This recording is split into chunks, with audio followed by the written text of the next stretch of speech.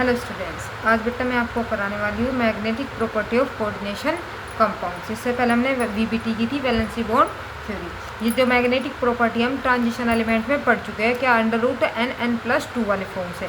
ठीक है, उससे हम क्या निकाल लेते हैं, किसी भी कंपाउंड का मैग्नेटिक प्रॉपर्टी निकालते हैं। देखो क्या कहता है, the magnetic moment of coordination compound can be measure by the magnetic susceptibility experiment.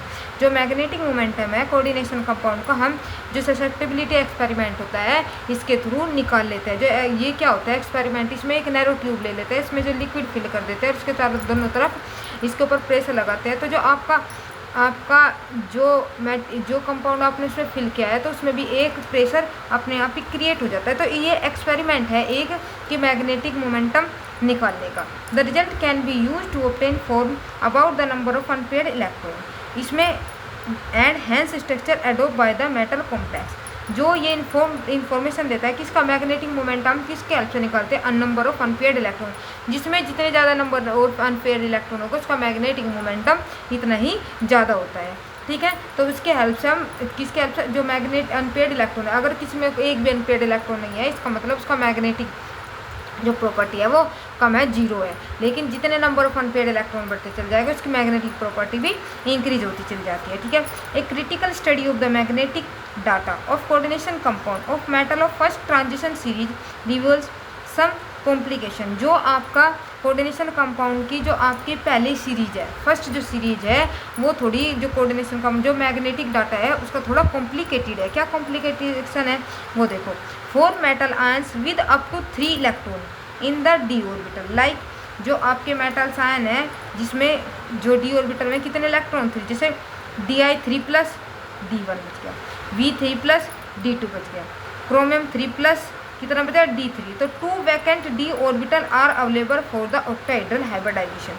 तो जो आपका ऑक्टाहेड्रल हाइब्रिडाइजेशन है उसके लिए क्या अवेलेबल हो जाते हैं, 2 वैकेंट ऑर्बिटल मिल जाते हैं किसे, with 4s and 4p orbital. The magnetic behaviour of these free ions and under their coordination entities is similar. अब देखो बेटा पूरी लाइन समझो, जैसे कि ये क्या कह रहा है, जो टाइटेनियम है आपका, वेनेडियम है, क्रोमियम 3+ है, इसके जो लास्ट के 2 ऑर्बिटल है वे फ्री मिल जाते हैं। किसके लिए, ऑक्टाहेड्रल के लिए, क्योंकि ऑक्टाहेड्रल में कौन सा हाइब्रिडाइजेशन चाहिए आपको, D2sp3, या तो आउटर डी हो या इनर डी हो।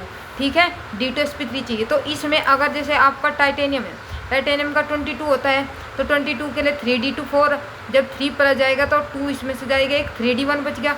तो इसमें से लास्ट वाला ऑर्बिटल यूज करते हैं। ये 2 ऑर्बिटल आपके यूज हो जाएंगे किस में, ऑक्टाहेड्रल में। ऐसे ही आपका क्रोमियम और वेनेडियम, एक में इसमें चला जाएगा, इसमें चला जाएगा, तो ये 2 फिर भी खाली हो जाएंगे, तो D2sp3।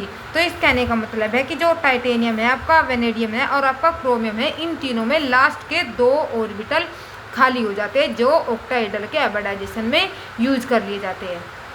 ठीक है बेटा, और क्या कह रहा है कि ये जो आपके इन तीनों की जो मैग्नेटिक प्रॉपर्टी है वे लगभग क्या होती है, सेम होती है। ठीक है, when more than 3d orbital electron are present the required pair of 3d orbitals for octahedral hybridization is not directly available as a consequence of Hund rule।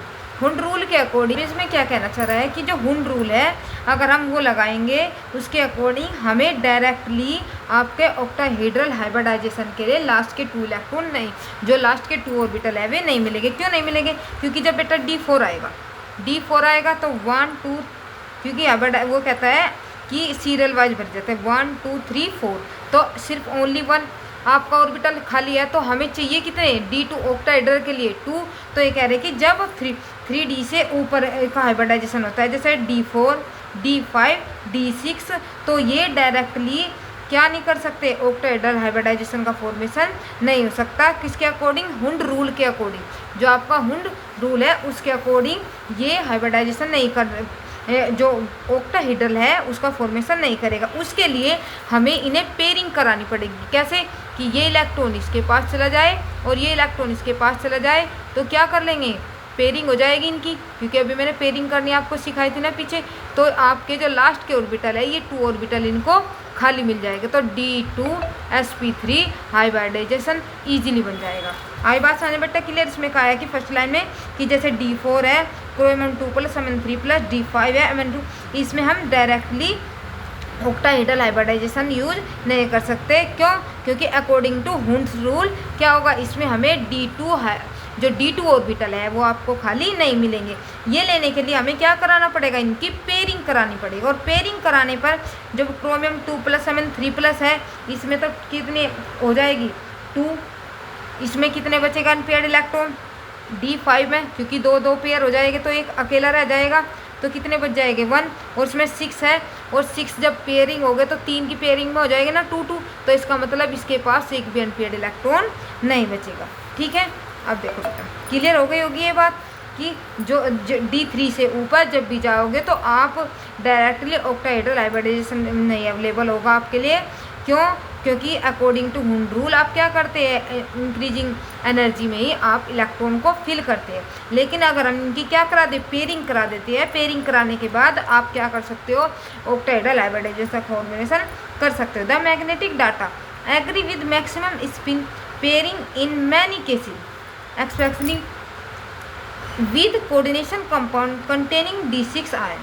However, with species containing D4 and D5 ion, there are complication. देखो बेटा ये क्या कह रहा है कि जैसे कि आपका D6 आयंस है, इसमें जो मैग्नेटिक डाटा होता है स्पिन पेयरिंग केसेस होते हैं, लेकिन D4 और D5 जैसे आयंस है इसमें थोड़ा कॉम्प्लिकेशन होता है। कैसे कॉम्प्लिकेशन होता है, जैसे कि आपका MnCH6 की whole 3 negative has magnetic momentum two unpaired electron. जो Mn6 सेन क्या है बेटा आपका स्ट्रॉन्ग लिगैंड, इसमें जो अनपेयर्ड इलेक्ट्रॉन होते हैं सिर्फ 2 होते हैं, जबकि जो MnCl6 होते हैं इसमें जो अनपेयर्ड इलेक्ट्रॉन है पैरामैग्नेटिक मोमेंटम करता है। और कितने अनपेयर्ड इलेक्ट्रॉन होते हैं, उससे ज़्यादा पैरामैग्नेटिक मोमेंटम 4 अनपेयर्ड इलेक्ट्रॉन।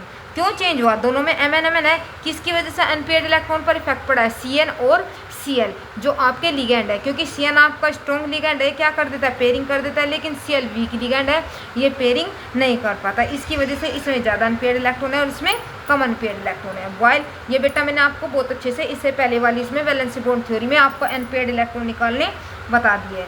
ठीक है, और मैग्नेटिक मोमेंट डी और एफ ब्लॉक में पढ़ा था ना आपने, उसमें बताया था आपको क्या फॉर्मूला यूज करते हैं डी ब्लॉक में, आपका n+2 और इसके जो यूनिट होती है bm होती है। ठीक है, ये फॉर्मूला होता है आपका मैग्नेटिक मोमेंट निकालने का, ये मैंने सारा करा चुकी है आपको। ऐसे ही Fe6 has magnetic momentum single unpaired. Fe6 में तो सिंगल अनपेयर्ड होता है, लेकिन Fe6 में कितने होते हैं, 5 अनपेयर्ड इलेक्ट्रॉन है। रीजन मैंने बता दिया कि यहाँ पर स्ट्रॉन्ग लिगैंड है और यहाँ पर वीक लिगैंड है। ठीक है, इस पैरामैग्नेटिक विद 4 अनपेयर्ड इलेक्ट्रॉन वाल। लेकिन जो CO2O4 है ये क्या है, डाईमैग्नेटिक है। डाईमैग्नेटिक का मतलब इसमें एक भी अनपेयर्ड इलेक्ट्रॉन नहीं है, सब के सब पेयर है। This apparent anomaly is explained by the valency bond theory in terms of formation of inner orbital and outer orbital entities। हम जो वैलेंसी बॉन्ड थ्योरी में है हम ये पढ़ चुके हैं इनर ऑर्बिटल और आउटर ऑर्बिटल। इनर ऑर्बिटल का मतलब है जो अंदर वाला डी यूज करते हैं, और आउटर ऑर्बिटल कॉम्प्लेक्स का मतलब है जो आप बाहर वाला डी यूज करते हो। जैसे डी यहाँ लिख रहे हो तो इनर, बाहर की तरफ लिख रहे हो तो बाहर वाला। Format 2 complex and paramagnetic and their latter diamond. On the other hand MnCl6 3 negative, Fe6 3 negative and COF6 are outer orbital. ये तीनों के तीनों क्या है, आउटर ऑर्बिटल है। क्यों आउटर ऑर्बिटल है, क्योंकि ये क्या है, वीक लिगैंड है और ये पेयरिंग नहीं कर पाते और उन्हें अंदर वाला डी ऑर्बिटल खाली नहीं मिलता। तो क्या है, sp3d2 हाइब्रिडाइजेशन शो करते हैं और पैरामैग्नेटिक होते हैं। इसमें आपके 4 अनपेयर्ड इलेक्ट्रॉन, इसमें 5 और इसमें 6, इसमें 4 और इसमें भी 4। आपको पता है क्यों 4 है और इतने ज़्यादा अनपेयर्ड इलेक्ट्रॉन है, क्योंकि ये क्या है, वीक है।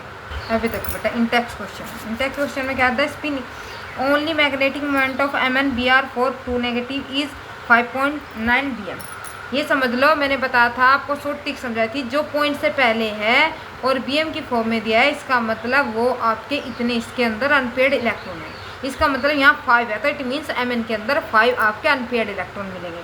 Predict the geometry for the complex, जो इसकी ज्योमेट्री है इसके भी हम इसके बारे में इसको एक्सप्लेन करना है। कैसे, देखो जो Mn है, Mn का पहले निकालोगे आप ऑक्सीडेशन स्टेट, 4 है, 4 में से 2 गए, क्या बचे, इसका मतलब Mn2+ में है। Mn2+ में है तो इट मीन्स क्या हो जाएगा आपका, अगर ये Mn2+ में है, Mn2+ का अगर आप ये निकालोगे तो 3d5 हो जाएगा। यहाँ पर 5 इलेक्ट्रॉन 2 निकलते ही कितने रह जाएंगे, 3d5। और 3d5 के लिए जब आप इसमें फिल करोगे 1 2 3 4 5, तो 1 2 3 4 5, ये देखो इसमें वीक लिगैंड है ये से पेयरिंग नहीं कर पाएगा तो आगे कौन आएगा, 1s और 3p, क्योंकि ये कितने हैं 4, तो 1s का लेगा और 3p के, तो कौन सा हाइब्रिडाइजेशन हो जाएगा आपका, जो ज्योमेट्री होगी sp3 में क्या बताई हुई है, टेट्राहीड्रल। तो इसका मतलब जो ज्योमेट्री शो करेगा ये टेट्राहीड्रल शो करता है।